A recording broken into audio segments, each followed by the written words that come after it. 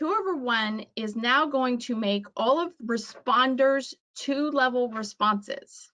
Okay, 2-level responses, 2 of a suit response, 2 openers, 1 of a suit response. That's what 2/1 means. 1 of a suit by opener, 2 of a suit by responder. That's the 2/1 is now going to become game forcing.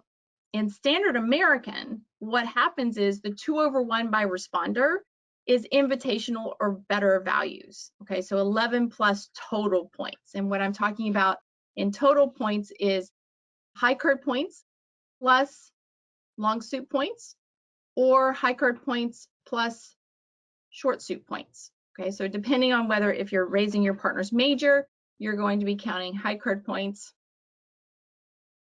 plus short suit points. And if you're not raising your partner's major, all other hands count high card points plus long suit points. And long suit points are 1 point for each additional card after the first 4. And as we are evaluating our hands to determine if we're going to be able to make a 2/1 or not, I'll be working through this idea of high card points plus short suit points, or high card points plus long suit points. So if that's a new idea, we're going to cover it as well.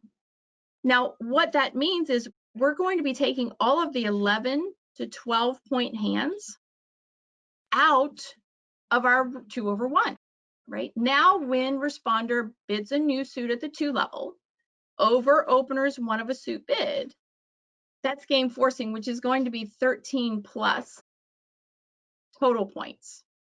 And you'll see me write TP for total points. And all of our hand evaluation discussions that we've had before, if your partner has shown a 5-card suit, could be a major or a minor 5-card suit, then you upgrade your kings and queens and add a point, right? So any kind of hand evaluation that you did in standard American, you will still be doing in 2/1 game force.